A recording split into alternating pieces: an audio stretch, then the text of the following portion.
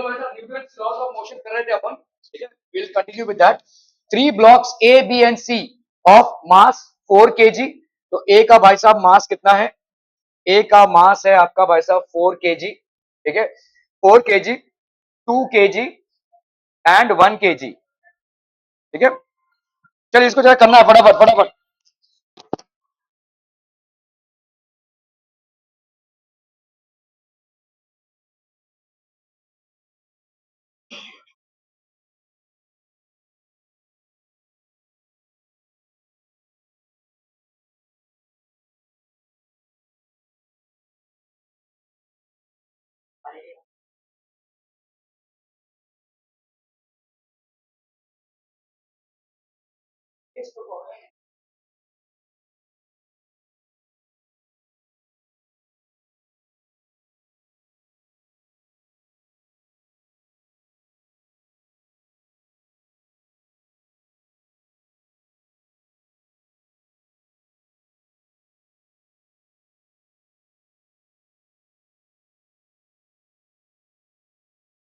Okay, 3 blocks, 4 kg, 2 kg and 1 kg are in contact, kept on a frictionless surface as shown.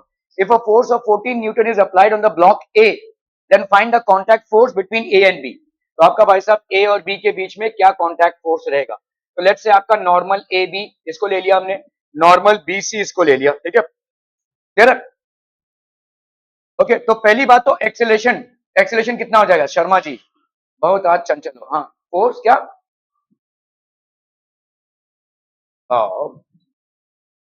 Okay, इन सबका mass plus force की force upon mass, ठीक है। तो आपका common acceleration भाई साहब कितना आ जाएगा? कॉमन एक्सेलरेशन सेम डायरेक्शन में आपका टोटल फोर्स अपॉन भाई साहब मास, ठीक है। तो फोर्स आपका कितना हो गया? 14 न्यूटन का आपका फोर्स हो गया, मास कितना हो गया आपका? 4 और 2 6 और 6 और 1 7, ठीक है। तो ये कितना हो गया? 2 मीटर पर सेकेंड स्क्वायर हो गया भाई साहब आपका एक्सेलरेशन। आपका बिल्कुल भी ध्यान नहीं रहता है वो क्या लिख रही है, इससे क्या फर्क पड़ेगा आपको? 2 metre per second square, acceleration आपका कितना हो गया भाई साहब? 2 metre per second square. Are we clear?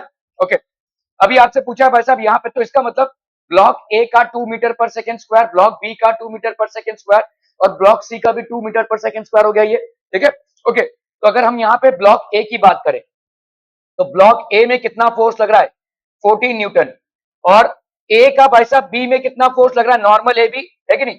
Normal A B ये लग रहा है, जिसके बावजूद इसका एक्सीलरेशन किसका है भाई साहब? एक्सीलरेशन ए कितना आ रहा है आपका? 2 मीटर पर सेकेंड स्क्वायर, ठीक है, क्लियर है? ओके, 2 मिनट, ठीक है। तो 14 newton minus N A B, this is equal to आपका भाई साहब यहाँ पे 4 इंटू ए है कि नहीं? 4 इंटू ए, तो ये हो गया 14 minus N A B is equal to 4 into A, 4 into 2 that is 8 newton, ठीक है। तो आप भाई साहब इस एन ए बी को अगर इधर लेकर आते हो तो 14 माइनस 8, तो ये हो गया आपका 6 न्यूटन, ठीक है। तो normal force that exist between A and B is of 6 newton. क्या ये समझ में आ रहा है भाई साहब? What is the normal contact force between A and B? Smith, बहुत बढ़िया भाई साहब।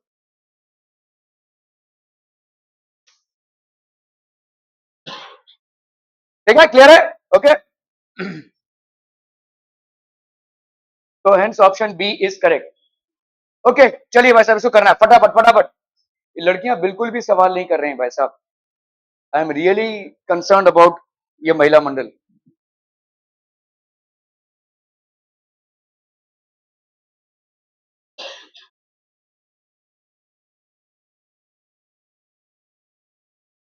A mass of 1 kg is suspended by means of a thread। इसको अपन ने भाई साहब एक थ्रेड से सस्पेंड किया हुआ है।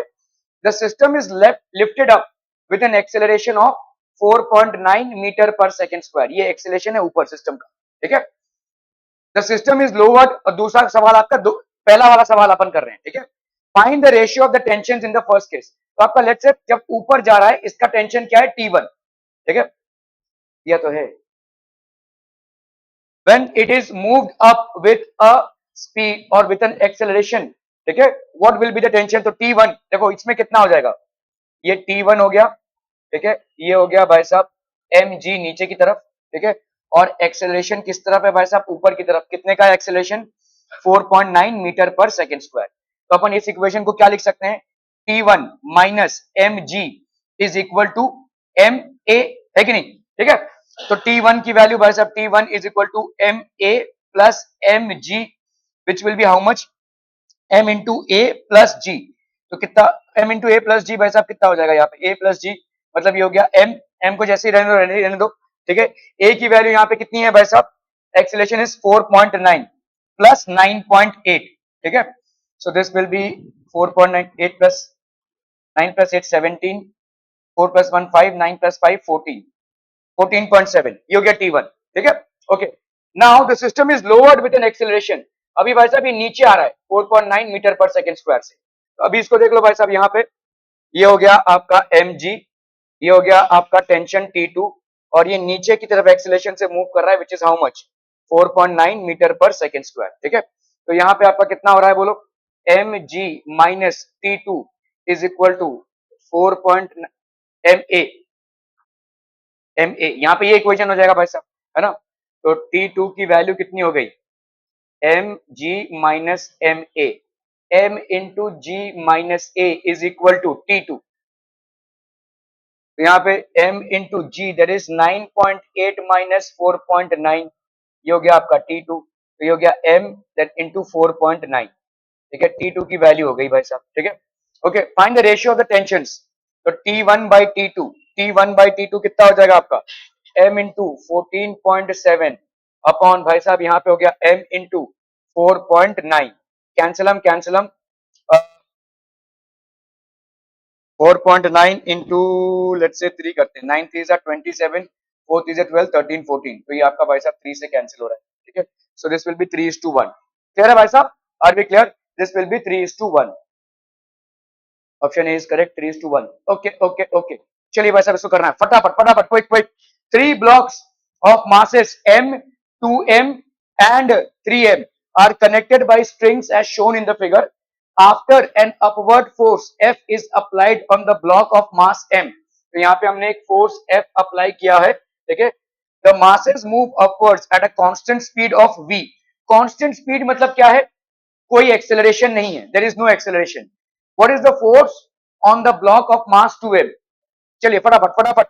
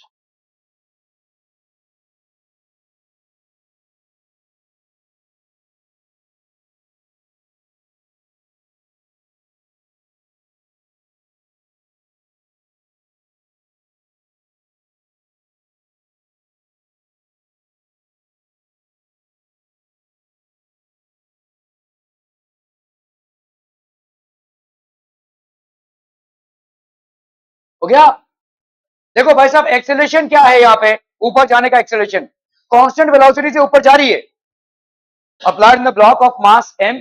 इस पे अगर हमने ब्लॉक ऑफ मास m पे F फोर्स अप्लाई किया है, मास m बोल रहे हैं क्योंकि 1m है, तो m बोलना या 1m बोलना it's one and the same thing. The masses move up with a constant velocity v, constant speed मतलब एक्सेलरेशन क्या हो जाएगा, जीरो। जब भी आपका कांस्टेंट स्पीड का मामला होता है एक्सेलरेशन यहाँ पे जीरो हो जाएगी। हम यहाँ पे देखो डायनेमिक्स का सवाल कर रहे हैं, काइनेमेटिक्स का नहीं। तो कांस्टेंट वेलोसिटी v दी हुई है, तो इसको बारे में सोचने मत लगना, ठीक है। आपसे यहाँ पे पूछा क्या है, देखो आपसे यहाँ पे पूछा है कि what is the net force. Force का कोई भी कैलकुलेशन वेलोसिटी से रिलेटेड नहीं है, फोर्स का कैलकुलेशन एक्सीलरेशन से रिलेटेड है, जो यहाँ पे जीरो है। तो अभी आपको थ्योरम लगाना है यहाँ पे, ठीक है, समझ में आ रहा है ये। डोंट फोकस, लोग इसको सोचने लगेंगे अच्छा यार ये तो v आ गया भाई साहब, अभी कैसे इसको निकालें। v आया है, v देने का मतलब यहाँ पे आपको सिर्फ कंफ्यूज करना है। अगर आपको बोल दिया होता है जीरो एक्सेलरेशन तो बात डायरेक्ट होती, इसीलिए घुमा फिरा कर बोला गया है कांस्टेंट स्पीड, ठीक है। But what it means here is that acceleration a is zero but it is moving up, ठीक है। ओके, चलिए मुझे बताइए यहाँ पे, लेट्स से ये हो गया आपका t1, ये वाला हो गया आपका t2। मैंने आपको पहले भी बताया जैसे स्ट्रिंग्स चेंज होंगे आपके टेंशन चेंज हो जाएंगे। तो ये हो गया आपका t1 और ये हो गया आपका t2, ठीक है। ओके, T2 की वैल्यू अभी देखो, जैसे 3 m है यहाँ पे, ये 3m है। नीचे का फोर्स कितना होगा भाई साहब? 3mg, है कि नहीं? नीचे कितना फोर्स होगा भाई साहब? 3mg। ओके, ऊपर कितना फोर्स है भाई साहब आपका? T2। और यहाँ पे एक्सेलेरेशन a कितना है आपका? 0। तो अपन क्या लिख सकते हैं इसको? T2 minus 3g is equal to 3 into A, that is T2 minus 3g is equal to 0। तो T2 की वैल्यू कितनी हो गई भाई साहब? Simple 3mg, I am so sorry, 3mg, ठीक है। ये हो गया आपका T2 का वैल्यू 3mg। क्या ये समझ में आ रहा है भाई साहब? ठीक है, 3mg। ओके, इसमें आते हैं भाई साहब T1 माइनस T2, ठीक है। इसका इक्वेशन बताओ क्या हो जाएगा? T1 minus T2 will be equal to 2m into A, ठीक है। क्लियर है? अब यहाँ पे T1 माइनस, अभी T2 की वैल्यू कितनी आई है भाई साहब यहाँ पे, और इसकी वैल्यू कितनी हो जाएगी? 0, क्योंकि a की वैल्यू आपकी 0 है। T2 की वैल्यू कितनी है भाई साहब? 3mg। तो T1 की वैल्यू कितनी हो गई भाई साहब? 3mg। तो T1 की वैल्यू भी इतनी और T2 की वैल्यू भी इतनी, ठीक है। ओके, अभी हम आते हैं F और T1। तो यहाँ पे कर लो भाई साहब F, ठीक है। आपको यहाँ पे पूछा है what is the net force on the block of mass 2m। तो नेट फोर्स कितना हो जाएगा? What is the net force? 0 हो जाएगा ना, समझ में आ रहा है? ये 0 क्यों हो जाएगा? क्योंकि एक्सेलरेशन 0 है आपका। सो नेट फोर्स एक्चुअली में तीनों ब्लॉक में नेट फोर्स आपका 0 होगा, क्योंकि पूरा सिस्टम ही आपका 0 एक्सेलरेशन से मूव कर रहा है। तो ये वाला ब्लॉक ले लो, ये वाला ब्लॉक ले लो, या ये वाला ब्लॉक ले लो, all of them will have a 0 acceleration, hence the net force will be 0 on each one of them. तो आप यहाँ पे सीधा सीधा बोल सकते हैं भाई साहब 0 होगा, दिस विल बी 0, ठीक है। कैलकुलेशन से बोले या ऐसे ही न्यूटन लॉ से बोले, ये 0 हो जाएगा। चलिए भाई साहब, बंदर आ रहा है ऊपर। A monkey of mass 20 kg is holding a vertical rope. ये भाई साहब एक vertical rope को hold कर रहा है। The rope will not break when a mass of 25 kg is suspended from it. मतलब ये तब तक नहीं टूटेगा जब तक 25 kg का कोई भी वेट इससे सस्पेंड होता है। अगर 25 से ज्यादा हो गया देन इट विल ब्रेक, ठीक है। तो वो उसका ब्रेकिंग टेंशन हो गया, okay. But will break if the mass exceeds 25 kg. What is the maximum acceleration with which the monkey can climb up along the rope? अभी आपको दो चीजें समझनी है यहाँ पे। एक तो हो गया मैक्सिमम टेंशन। मैक्सिमम टेंशन कितना हो जाएगा? 25 क्या केजी? नहीं, मैक्सिमम टेंशन होगा 25 इंटू 10, दैट इज 25, 250 न्यूटन। ये this is the maximum tension for the string. ये तो हो गया आपका जो दिख रहा है उसके हिसाब से। अभी जब आपका एक मंकी ऊपर जा रहा है, जब, ठीक है, तो इसका मतलब वो क्या कर रहा है? ऊपर जा रहा है एक्सेलरेशन से, वो फोर्स लगा रहा है। तो अभी क्या टेंशन बढ़ेगा? समझ लो ये यहां पे ही है, तो समझ लो ये 25 केजी का मंकी है, तो इसका टेंशन कितना होगा स्ट्रिंग में? 250 newton. But when it is rising up, will the tension increase? Yes, because the force will increase along with the weight, the force will also increase. समझ में आ रहा है भाई साहब ये? ठीक है, ओके। तो जैसे आपको, आप ऐसे समझो, आपने कुएं में एक रस्सी डाली, बाल्टी पानी डाला, और आपने उसको ऐसे स्टेशनरी पकड़े हुए हैं, ठीक है। तो उसमें एक टेंशन आएगा, लेकिन जब आप उसको खींचने की कोशिश कर रहे हो तो टेंशन बढ़ेगा, द टेंशन विल इंक्रीज, ठीक है, ओके। तो यहाँ पे भाई साहब, तो let's say the monkey is going up, ठीक है। तो अभी आपका भाई साहब what is the maximum acceleration the rope will break? Now the monkey has basically a mass of 20 kg, ठीक है। मंकी का मास भाई साहब कितना है? 20 केजी का है। लेट्स से ये मैक्सिमम टेंशन पे जा रहा है, ठीक है। टी मैक्स आपका कितना है? टी मैक्स आपने देखा भाई साहब कितना है? 250 Newton. Now this T max should be equal to the mass of the monkey, that is weight of the monkey plus the force that it is applied. ये जो फोर्स अप्लाई कर रहा है, ठीक है, ये जो फोर्स अप्लाई कर रहा है भाई साहब, देखो यहाँ पे जो फोर्स अप्लाई करेगा ये टी मैक्स के बराबर हो जाएगा ना, ठीक है। तो टी मैक्स, ठीक है, अपवर्ड फोर्स भाई साहब आपका इतना लग गया, तो इसका मतलब आपका फोर्स का वैल्यू क्या हो जाएगा? T max minus M G. T max भाई साहब आपका कितना आया है? 250 न्यूटन माइनस आपका एफ, एफ का वैल्यू भाई साहब कितना, सॉरी एम जी का वैल्यू कितना हो जाएगा इसका? 20, 20 इंटू 10 न्यूटन। सो ये हो गया आपका 50 न्यूटन, ठीक है। तो आपका भाई साहब यहाँ पे एक्सेलरेशन विद व्हाट एक्सेलरेशन? तो एक्सेलरेशन क्या हो जाएगा भाई साहब? 50 Newton upon mass of the monkey, that is 25 नहीं 20। ठीक है, तो दिस विल बी कितना भाई साहब यहाँ पे 2.5 metre per second square, that will be the maximum acceleration with which it can climb up. इससे ज्यादा एक्सेलरेशन में वो क्लाइंब अप नहीं कर सकता। ठीक है, डी इज करेक्ट ऑप्शन। ठीक है, क्लियर है भाई साहब, क्लियर है, क्लियर है, क्लियर है। Two masses are suspended from a massless pulley as shown in the figure. Find the acceleration of the system when the masses are left free. Easy है भाई साहब।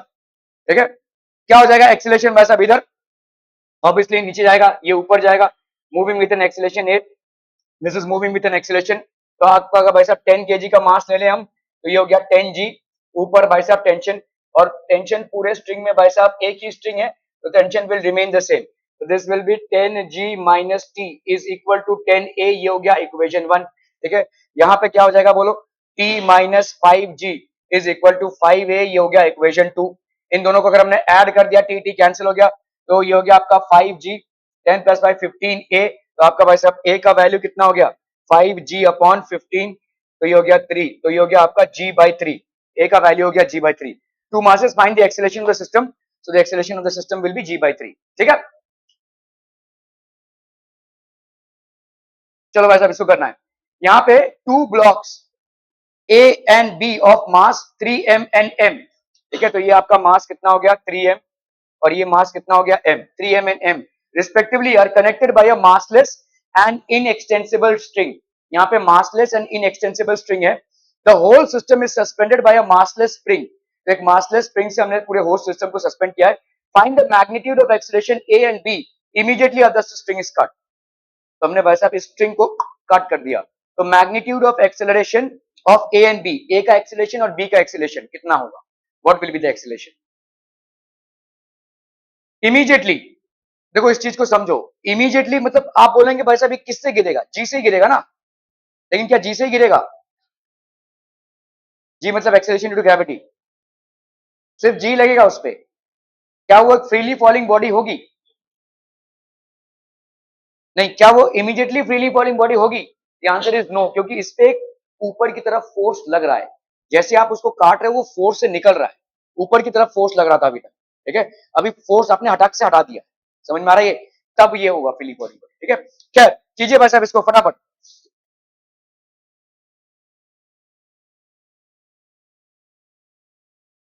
लेकिन ये बात तय है कि ये जितने से नीचे जाएगा एक्सेलरेशन, मतलब दोनों भी इक्वल एंड ऑपोजिट रिएक्शन में होगा, एक्शन रिएक्शन फोर्स होगा, तो दोनों में भाई साहब जो एक्सेलरेशन होगा वो उसकी वजह से जनरेट होगा। ठीक है, ये 3m है और ये m है। चलिए भाई साहब फटाफट फटाफट क्विक क्विक।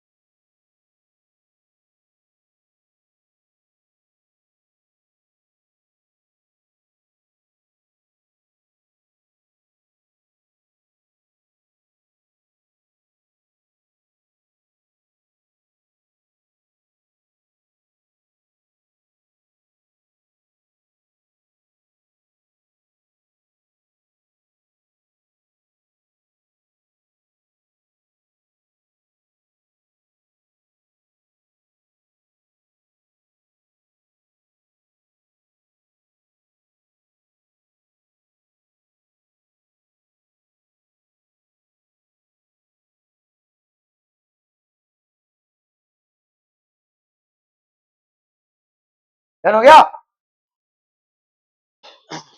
बोले भाई साहब कैसे कैलकुलेट करेंगे? तो यहाँ पे देखो, जो टेंशन डेवलप हुआ था, this was basically the tension that was develop. तो ये सिस्टम क्या था भाई साहब? इक्विलिब्रियम में था, ठीक है। सो अगर हम इसके बात करें, ये वाला आपका एम जी, ये वाला हो गया भाई साहब आपका टेंशन, ठीक है। तो T is equal to M G, है कि नहीं भाई साहब? T is equal to M G. So the whole system is suspended by a massless spring. Find the magnitude of acceleration of A and B immediately after the string is cut. Okay. और यहाँ पे भाई साहब देखो, यहाँ पे जो force develop हो रहा है, रेस्टोरिंग फोर्स जो डेवलप हो रही है यहाँ पे, ये किसके बराबर होगा भाई साहब? Restoring force will be equal to, नीचे की तरफ आपका भाई साहब क्या है? 3G है, और भाई साहब क्या है? T है। Restoring force will B 3G plus T, है कि नहीं? 3G plus T। और T की वैल्यू क्या है भाई साहब? ये 3M है ना, सॉरी 3mg प्लस T। और T की वैल्यू भाई साहब यहाँ पे कितनी आई है? 3mg plus mg। So that will be how much? 4mg। ठीक है, क्लियर है भाई साहब? जैसे ही आप इसको भाई साहब काट देंगे, find the magnitude of acceleration of A and B. अभी ए भाई साहब, ए के ऊपर कितना फोर्स था? ये फोर्स पूरा चला गया, तो नीचे फोर्स कितना हो गया? mg। तो ए भाई साहब कितने फोर्स से मूव करेगा? जी फोर्स से, एक्सीलरेशन ड्यू टू ग्रेविटी, क्योंकि ए का भाई साहब mg अपॉन m हो गया, ठीक है। तो this will be G, sorry B का, सॉरी बी का, I am so sorry, B का। ए का भाई साहब कितना हो जाएगा बोलो? आपको मैं जितनी बार भी देख रहा हूं, आपका बिल्कुल भी यहाँ पे ध्यान नहीं है। ए का भाई साहब क्या हो जाएगा बोलो? ठीक है, ये हो जाएगा एफ, ठीक है। ये आपका ऊपर की तरफ है, ये आपका भाई साहब नीचे की तरफ है, तो यहाँ पे कितना हो जाएगा बोलो? दिस विल बी 3mg, ठीक है। आपका भाई साहब यहाँ पे सॉरी 4mg हो गया, ये 4mg बाई आकर भाई साहब यहाँ पे इसका मैथ्स का देख लेंगे, यहाँ पे 3m, तो आपका 4g/3 आ जाएगा ये, ठीक है। लेकिन एक में भी नहीं आ रहा भाई साहब, का गड़बड़ हो गया। 3mg प्लस टी, ठीक है, 3mg प्लस टी, और टी की वैल्यू हो गई mg। तो व्हेन द देयरफॉर, तो ये हो गया आपका 4mg, ओके 4mg हो गया भाई साहब।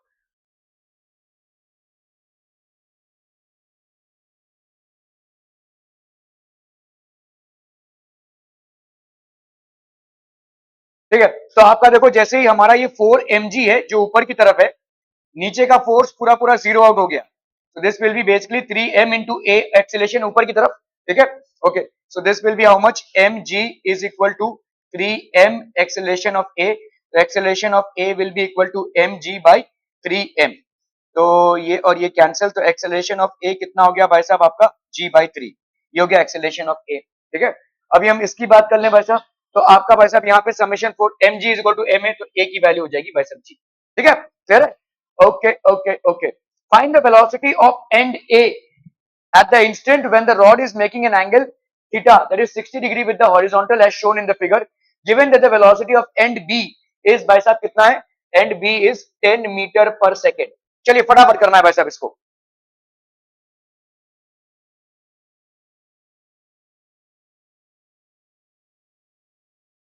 ये एंगल आपका कितना है भाई साहब? 60 डिग्रीज का।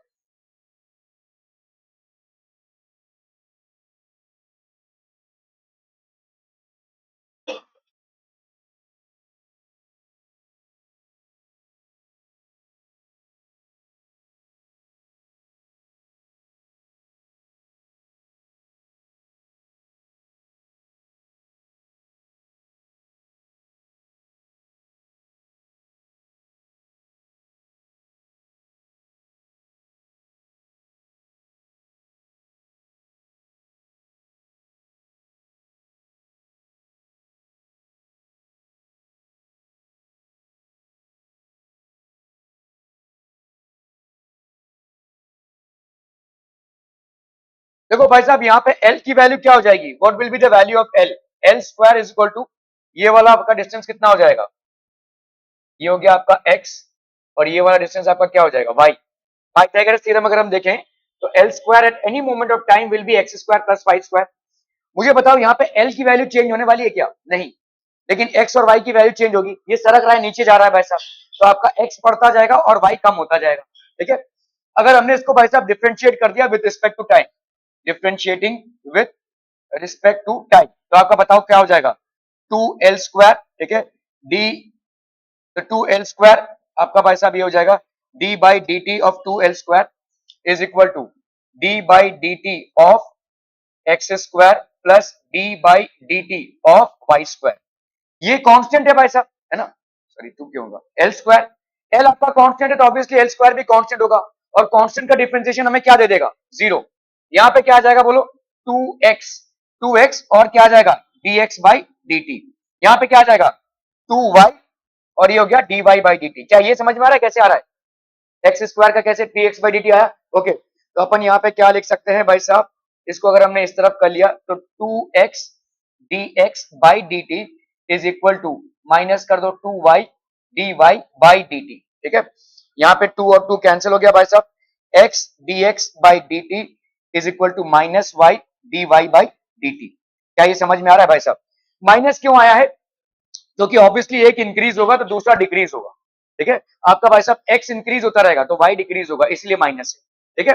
Okay, find the velocity at with the horizontal. अभी अपने को क्या मालूम है यहाँ पे भाई साहब, थीटा क्या है, y अपॉन x, मतलब tan थीटा की वैल्यू अगर हम लेंगे at any given point of time तो this will be y upon x, ठीक है। तो हम यहाँ पे क्या लिख सकते हैं बोलो, dx by dt is equal to minus y upon x dy by dt। समझ में आ रहा है, minus y upon X, y upon X यहाँ पे है क्या, tan थीटा है, ठीक है, so this will be tan theta dy by dt, ठीक है, और ये हो गया आपका dx बाई dt।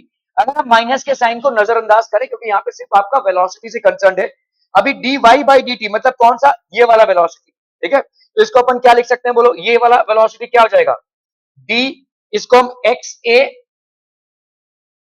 ठीक है, या हम यहाँ पे find the velocity of the end B, तो ये आपका एंड बी का वेलोसिटी है, और ये and, sorry dx by dt ना, तो ये आपका एंड ए का वेलोसिटी है, ठीक है, तो ये हो जाएगा आपका vb is equal to tan 30 minus tan, जो भी थीटा रहेगा यहाँ पे tan थीटा, और यहाँ पे dy बाई dt मतलब ये हो गया आपका dva।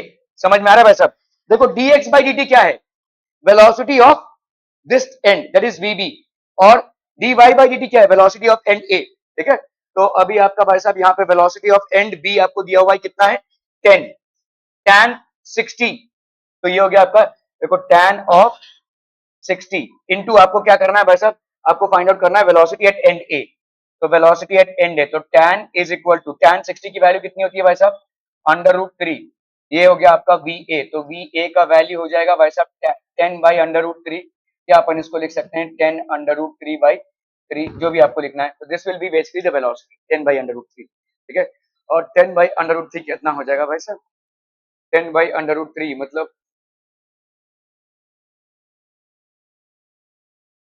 10 by 3 into under root 3 ऐसा लिख सकते हैं, 10 बाई 3 हो गया, 3 3 जा 9, 3.1 इंटू 1.73, तो अप्रोक्सीमेटली भाई साहब यही आएगा आंसर आपका, है ना, 3.1 इंटू 7.13, ठीक है, x by y dx by dt, ठीक है, so this will be 5.8 metre per second, ठीक है। ओके, चलिए भाई साहब इसको करना है फटाफट फटाफट। अ block of mass m is resting on a smooth wedge at an angle theta as shown in the figure. The wedge A is given an acceleration a. What is the minimum value of a so that the mass doesn't slide down? मास भाई साहब नीचे नहीं गिर रहा है, हाँ, तो cot theta से करो, एक ही बात होगी, you will arrive at the same thing. cot theta मतलब क्या हो जाएगा, दिस अपॉन दिस, देखो मैंने यहाँ पे क्या किया था, वी ए आपका V A V B cot theta आया था, यहाँ पे इनका आया है, मेरा भाई साहब V B tan theta is equal to V A आया है, तो एक ही बात हो, ठीक है, it's one and the same thing. चलिए, a block of mass m is resting on a smooth wedge at an angle theta as shown in the figure. The wedge is given an acceleration a, wedge को भाई साहब एक acceleration दिया जा रहा है a। What is the minimum value of a so that the mass m doesn't slide down. भाई साहब इसको हम कोई एक्सेलरेशन दे रहे हैं और ये मास जो तो नीचे नहीं गिर रहा है, it is not sliding down. What is the minimum value of a, यहाँ पे कितना मिनिमम वैल्यू a का हो ताकि ये मास स्लाइड डाउन ना हो। चलिए फटाफट फटाफट क्विक क्विक जल्दी से।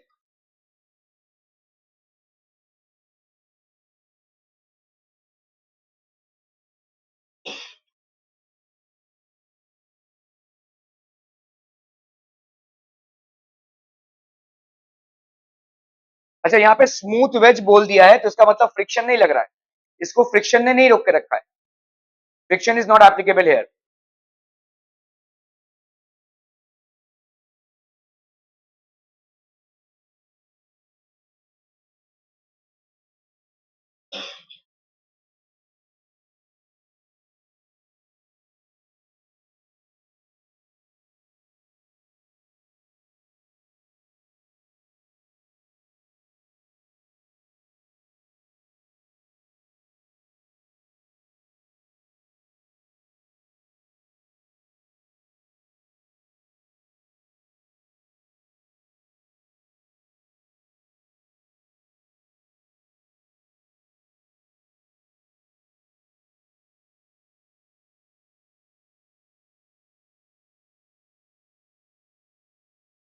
देखो हम इस एक्सेलेरेशन को भूल जाते हैं, ठीक है, अभी ध्यान से देखना, जो आपको एक्सप्लेनेशन दिया हुआ है सवाल तो थोड़ा सा लेंदी है, मैं आपको शॉर्ट में बता रहा हूँ।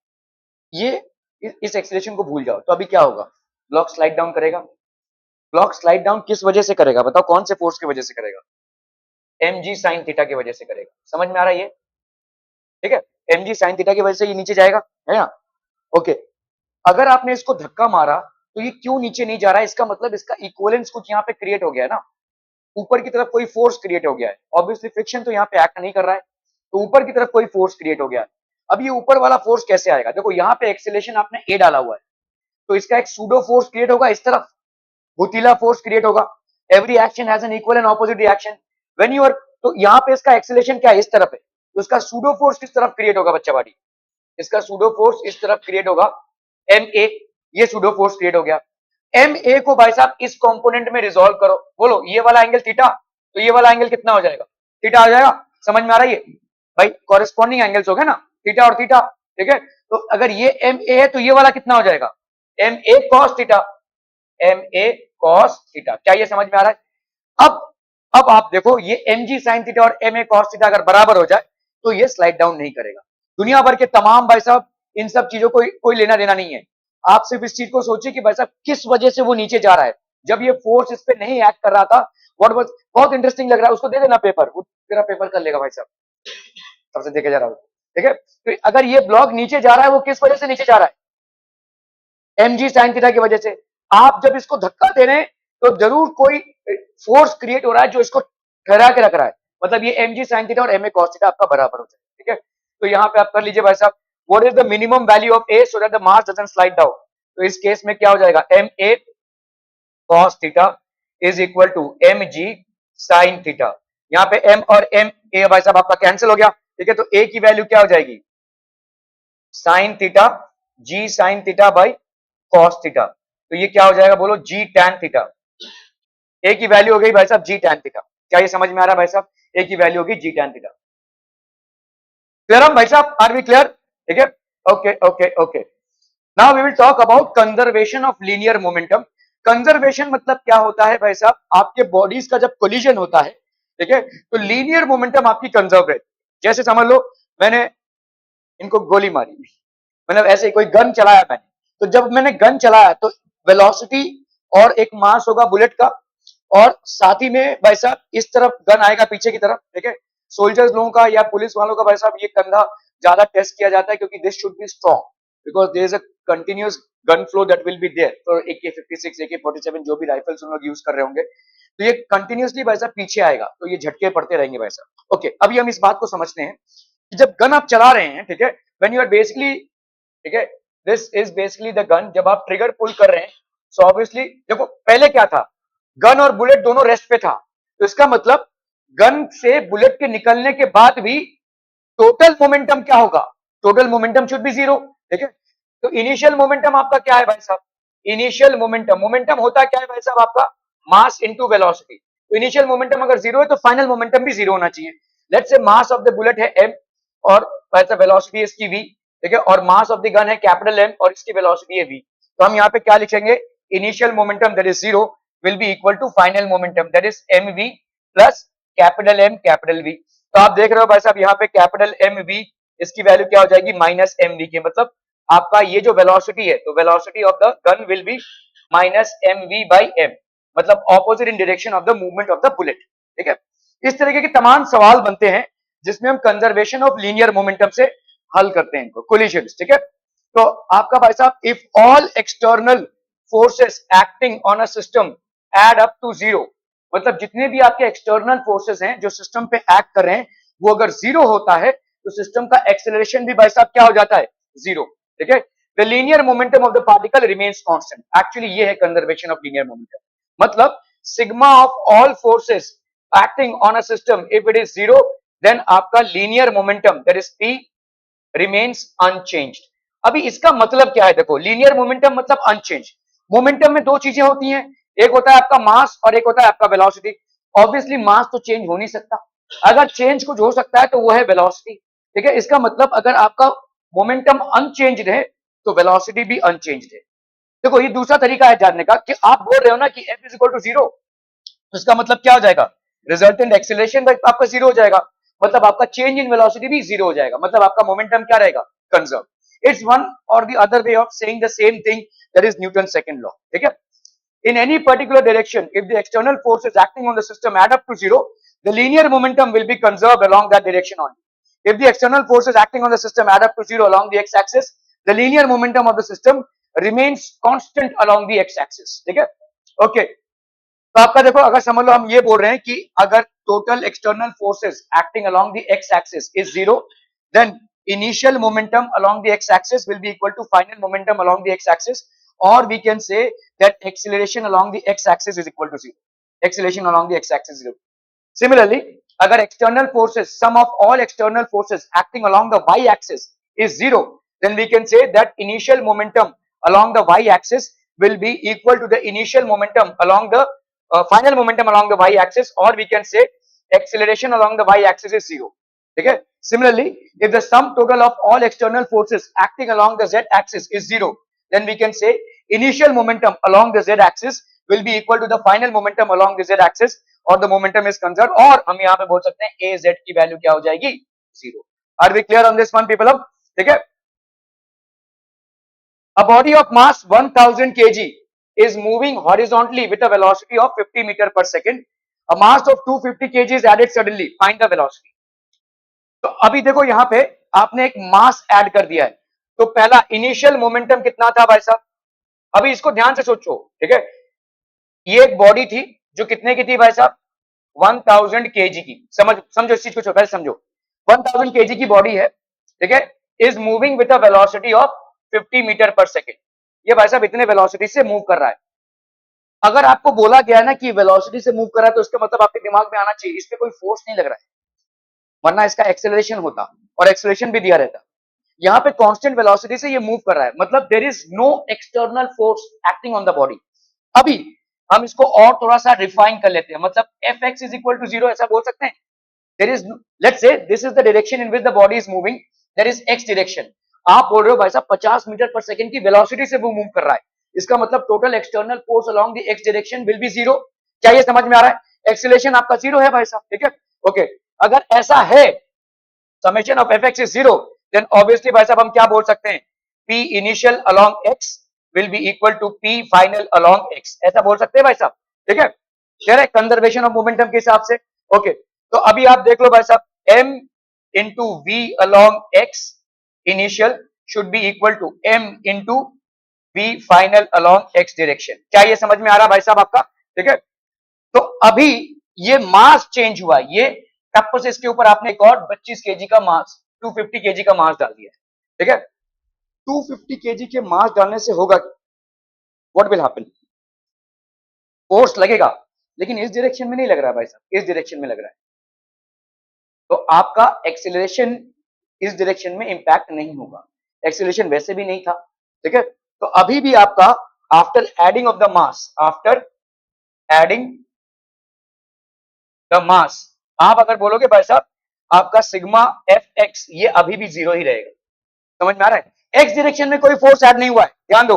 ठीक है, एक्स डायरेक्शन में अभी भी कोई फोर्स, आपने 250 केजी का मास इसके ऊपर डाल दिया है, लेकिन एक्स डायरेक्शन में आपने कोई फोर्स ऐड भी नहीं किया, डिलीट भी नहीं किया है। There is no change in force along the direction of X, which means that ये हो जाएगा भाई साहब आपका P initial will be equal to P final. ठीक है, चलिए कर लेते हैं भाई साहब। अब यहाँ पे 100 इंटू बी एक्स, ठीक है, इनिशियल विल बी 1000, सॉरी ये हो गया भाई साहब 1250 वी फाइनल एक्स। ठीक है, यहाँ पे वी आई एक्स की वैल्यू कितनी है भाई साहब, यहाँ पे 50 मीटर पर सेकेंड, तो 1000 into 50 will be equal to 1250, ये हो गया we final.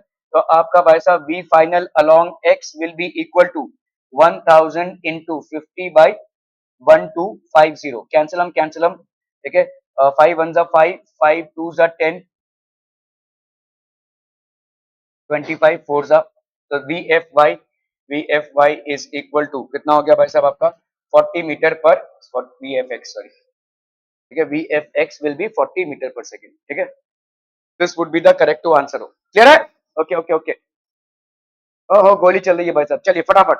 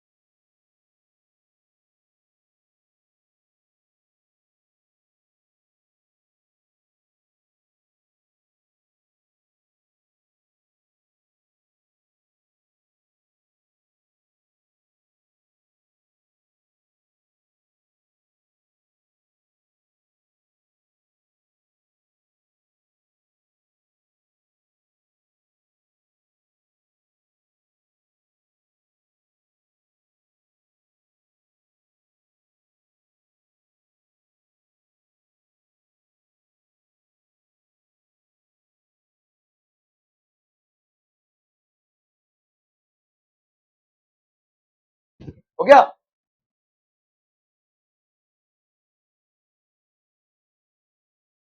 A bullet of mass 10 gram moving with 300 meter per second hits a block of steel of mass 5 kg and drops dead. मतलब उसके अंदर वो नहीं जा पा रहा. What is the velocity of the block? Velocity of the block कितना हो जाएगा भाई साहब? फटाफट फटाफट. कैसे आप देखो यहाँ पे आपका कोई एक्सटर्नल फोर्स नहीं आ रहा है. ये सिस्टम अगर हम मान लें, इस सिस्टम में कोई एक्सटर्नल फोर्स नहीं आ रहा है, ठीक है? अगर इस सिस्टम में कोई एक्सटर्नल फोर्स नहीं आ रहा है तो आपका momentum initial will be equal to momentum final, है ना? Momentum initial will be equal to momentum final, ठीक है? Why? Because delta F is equal to zero, या हम बोल सकते हैं delta F along the X direction is equal to zero. Okay, momentum initial मतलब आपका mass of the gun, mass of the gun, velocity of the bullet, ठीक है, plus mass of the block, mass of the block, ये क्या है भाई साहब? S, mass of the bullet,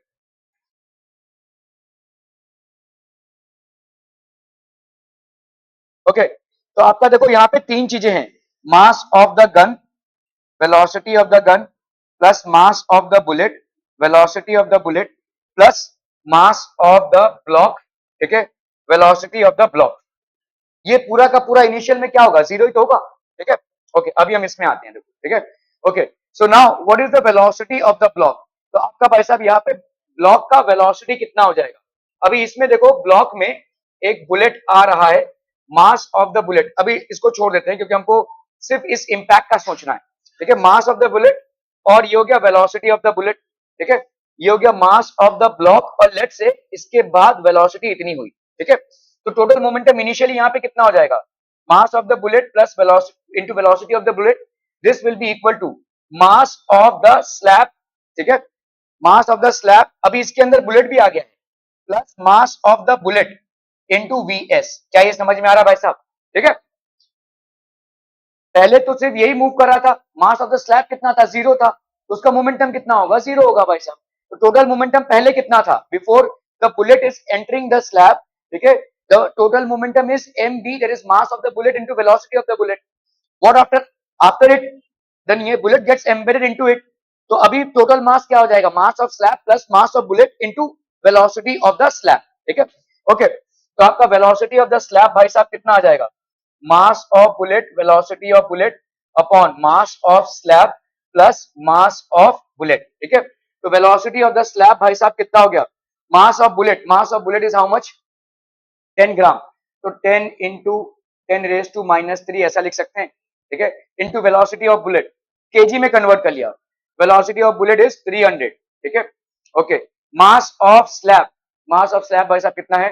5, ठीक है, प्लस आपका 10 ग्राम का ये है तो ये हो गया 5 प्लस 0.01, है ना? 10 ग्राम मतलब कितना हो जाएगा भाई साहब? 10 अपॉन 1000, तो ये हो गया आपका 0.01 kg. तो दोनों को सेम यूनिट में लाना पड़ेगा ना, ठीक है? So that will be how much people, this will be equal to 3, अभी यहाँ पे देखो 1 2 3, तो 3 अपॉन 5.01, ये आ गया भाई साहब आपका, ठीक है? तो आप अगर देखोगे 5 6 अप्रोक्सीमेटली जो 60 के आजू बाजू आए, 5.01, 10 into 10 raised to -3 हो गया 300. हाँ, अच्छा सेंटीमीटर पर सेकंड लिया हुआ, ठीक है?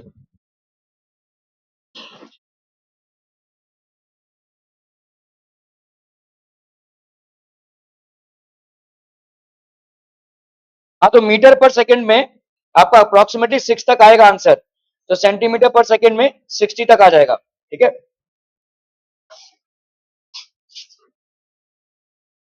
देखो यहाँ पे कितना आंसर आ जाएगा, देखो अप्रोक्सीमेटली 6 तक आ जाएगा, ठीक है?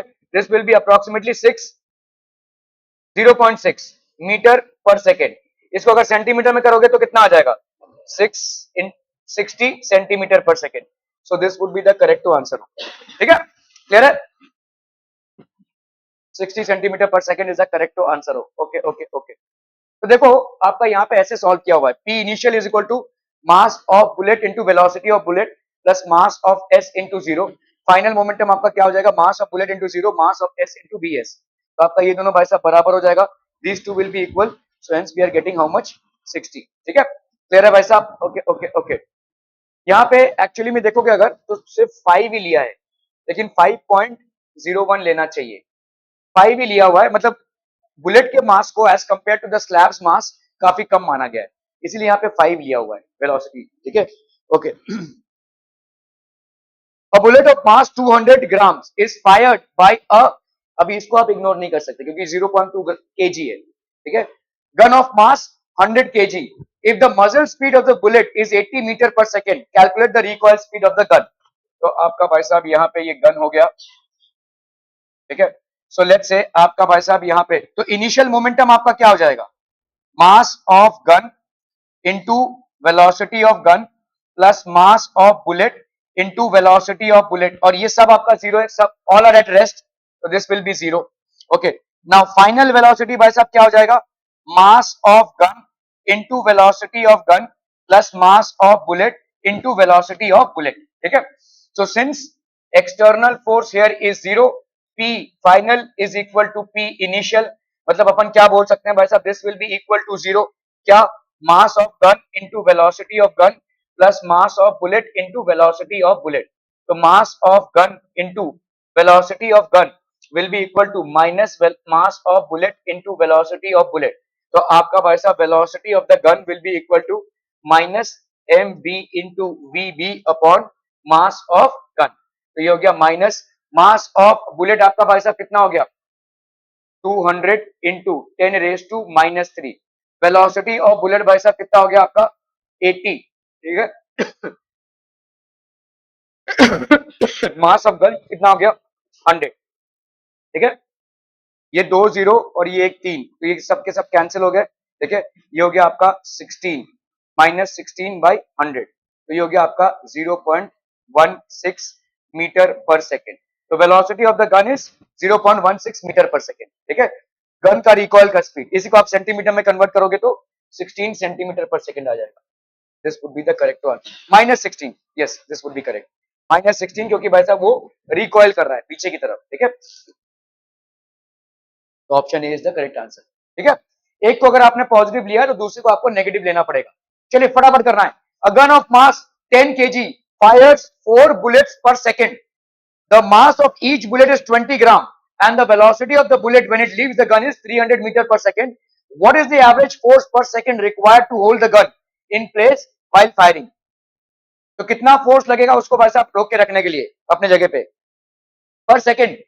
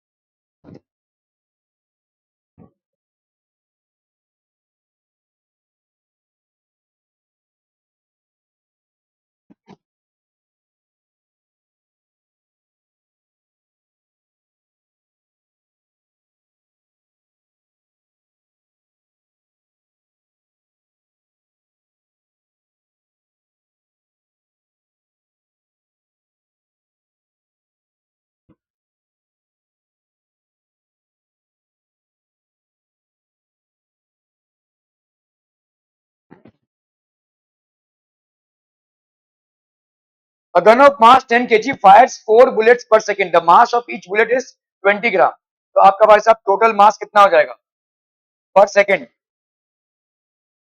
पर सेकेंड भाई साहब टोटल मास कितना हो गया भाई साहब 20 gram into 4 that is 80 grams, है ना, 80 gram per second, 80 gram per second, and the velocity of the bullet when it leaves the gun is 300 meter per second, तो भाई साहब आपका भाई साहब टोटल तो 10 300 metre, what is the average force per second required to hold the gun in place while firing, देखो gun को place में रखने के लिए कितना आपको टोटल फोर्स लगेगा, तो मोमेंटम क्या होता है भाई साहब, dp बाई dt, है कि नहीं? तो चेंज इन मोमेंटम, तो dp बाई dt कितना चेंज इन मोमेंटम हो गया भाई साहब आपका 80, ठीक है 80 इंटू वेलोसिटी, वेलोसिटी कितना है भाई साहब आपका 300, है ना, 80 पर second into this upon dt, dt भाई साहब आपका पर सेकेंड है भाई साहब इतना, तो कितना हो गया भाई साहब आपका 2400 न्यूटन आना चाहिए, नहीं 2400 न्यूटन,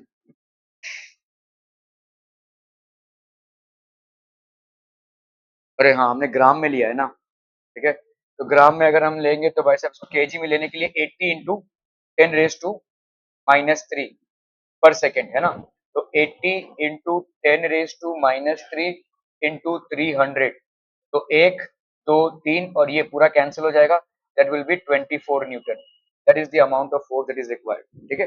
फोर्स आपका डीपी बाई डी होता है, आप इसमें कंफ्यूज मत होइए कि 10 केजी का मास है, तो this will be basically equal to 24 newton, ठीक है।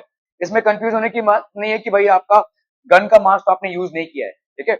आपका देखो फोर्स क्या होता है, rate of change of momentum is force, ठीक है, तो मोमेंटम क्या होता है, मास इनटू वेलोसिटी, ठीक है, एफ होता है भाई साहब आपका डीपी बाई dt, मोमेंटम मतलब D M V by dt, ठीक है। तो आप भाई साहब यहाँ पे कैलकुलेट कर लो, मास कितना हुआ भाई साहब 80 इंटू 10⁻³ और इनकी वेलोसिटी कितनी हो गई 300 पर सेकेंड हो रहा है ये, हर सेकेंड में, ठीक है, तो ये 1 सेकेंड हो गया इसका, इसका वैल्यू आ गया आपका 24 Newton, that will be the amount of force that is required, ठीक है, क्लियर है, ओके।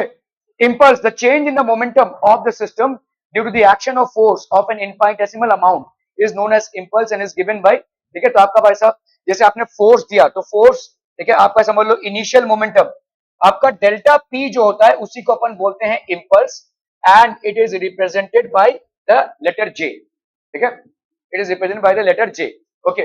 तो आपका भाई साहब यहाँ पे F की वैल्यू क्या होती है, delta P by delta T, तो मतलब अगर हम F इंटू डेल्टा T करेंगे तो हमको डेल्टा P मिल जाएगा विच इज बेसिकली इम्पल्स, समझ में आ रहा है, force into time taken is equal to, time taken is equal to impulse, ठीक है, ओके। और area under F T graph, ये अपन पहले भी कर चुके हैं, एफ टी ग्राफ के अंडर जो एरिया होता है वही आपके इम्पल्स को देगा, ठीक है। तो आप देखो भाई साहब इम्पल्स को मैथमेटिकली कैलकुलेट करने के क्या क्या तौर तरीके हैं, एक तो आपका क्या भाई साहब force into delta T will be equal to delta M V which is equal to delta P is equal to delta, ये is equal to J which is impulse, ठीक है। ये एक तरीका हो गया भाई साहब सीधा साधा तरीका। दूसरा तरीका क्या है भाई साहब, area, area under F T graph, area under F T graph is basically the impulse, ये एक तरीका हो गया भाई साहब।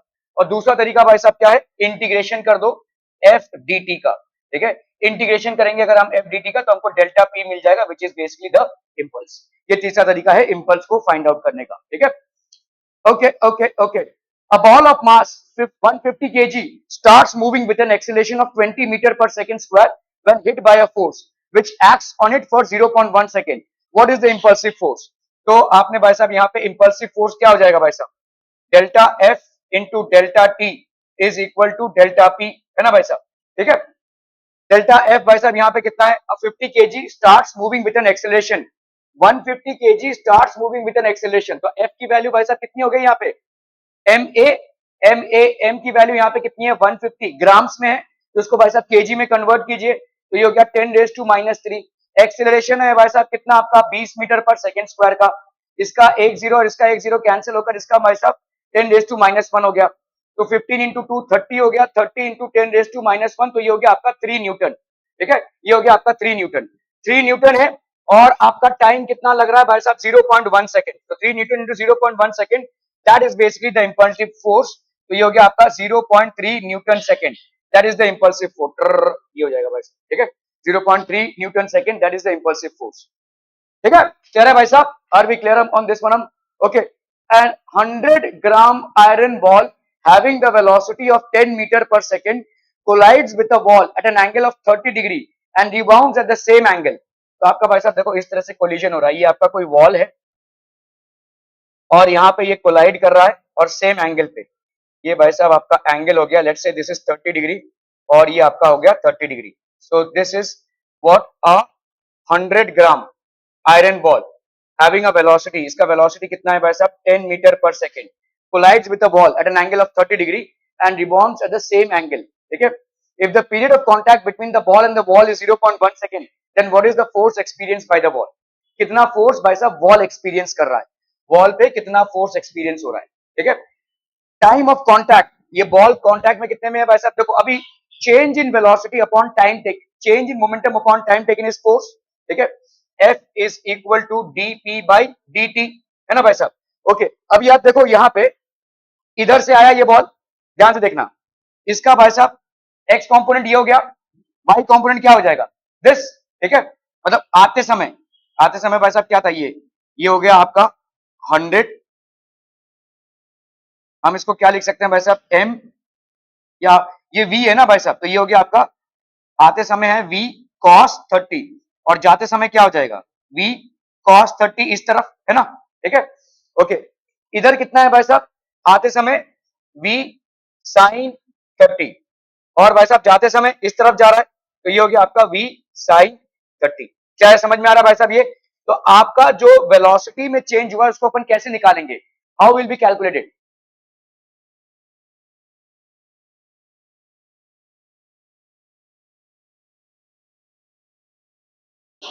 अरे बोलो भाई साहब, देखो आने वाला वेलोसिटी क्या है 10, इसमें ले रहा हूं मैं, देखो 10 इस तरफ है तो इस तरफ कितना हो जाएगा 10 cos 30 आई कैप ले सकते हैं, इस तरफ है भाई साहब, ठीक है. प्लस इधर क्या है बोलो 10 sin 30 नीचे की तरफ है तो माइनस जे कैप हो जाएगा, ये समझ में आ रहा है, ये माइनस जे कैप. ओके, तो यहां पे कितना हो गया बोलो 10 cos 30, cos 30 की वैल्यू कितनी होती है √3/2 आई कैप, और यहाँ पे हो जाएगा -10 इंटू 1/2 जे कैप, ठीक है. तो ये हो गया 5, तो ये हो गया आपका कितना 10 √3/2, तो ये हो गया 5 I cap -5 J cap. So this will be 5 √3 I cap -5 J cap. ये हो गया आने वाला वेलोसिटी. जाने वाला वेलोसिटी दिखाओ भाई साहब, ठीक है. ये वाला कितना हो गया 10, सेम 10 मीटर पर सेकेंड से इधर भाई साहब कितना हो जाएगा इसका कंपोनेंट, तो क्योंकि इधर जा रहा है तो माइनस में आ जाएगा, तो ये हो जाएगा 10 cos 30 माइनस आई कैप, ठीक है. और ये वाला भाई साहब ये वाला वही रहेगा प्लस 10 sin 30 माइनस जे कैप. तो 10 cos 30 की वैल्यू कितनी हो गई भाई साहब यहाँ पे, ये -5 √3 आई कैप -5 जे कैप, ठीक है. ये हो गया भाई साहब आपका final velocity, this is V final, और ये हो गया भाई साहब आपका इनिशियल वेलोसिटी. अभी आप ऐसा कैलकुलेट कर लो कितना चेंज इन वेलोसिटी है, इससे इसको माइनस करोगे तो 5 जे कैप कट जाएगा, बस आ जाएगा आपका कितना 10 √3, 5 √3 I cap minus 5 10 √3 I cap आ गया भाई साहब ये. This is basically the change in velocity, ठीक है. ओके, 10 √3 मतलब आई कैप एक डायरेक्शन में, है ना, तो 10 √3 हो गया वेलोसिटी का चेंज. मास इसका कितना है भाई साहब 100, तो 100 को अपन क्या लिख सकते हैं 100 इंटू 10⁻³ ठीक है. ये हो गया आपका डेल्टा पी का वैल्यू अपॉन डेल्टा टी की वैल्यू कितनी है देखो 0.1 सेकेंड. ये हो जाएगा भाई साहब आपका force, this will B force. तो आप कर लो भाई साहब यहाँ पे 10 और ये 100, ये 10 तो ये हो गया 0.1 upon 0.1 that is equal to 10. तो आपका फोर्स कितना हो गया भाई साहब 10 न्यूटन का. क्या ये समझ में आ रहा है 10, हाँ अरे हाँ √3 है ना भाई साहब, अरे √3 कहाँ चला गया भाई साहब cos 30, ओ ओ ओ ओ 60 है भाई साहब, ओ ओ ये वाला 30 है, ये वाला 30 है, ठीक है. And having the velocity 30 degree, ये वाला 30 है सॉरी, तो ये आपका 60 हो जाएगा. ओके, ये आपका 60 हो जाएगा, ये वाला 30 है आपका, तो ये 60 हो जाएगा. तो मतलब यहाँ पे cos 60 होगा, cos 60 मतलब 1/2 हो जाएगा, ठीक है. ओके, ठीक है, क्लियर है भाई साहब, are we clear on this one people. ये वाला 30 है नॉट दिस वन, बॉल के साथ 30 एंगल बना रहा है तो ऑब्वियसली ये वाला 60 हो जाएगा, ठीक है. क्लियर है भाई साहब, are we clear clear clear. Okay okay okay, ठीक है भाई साहब, जाइए आप लोग, भाई साहब बहुत थक गए हैं, स्पेशली महिला मंडल भाई.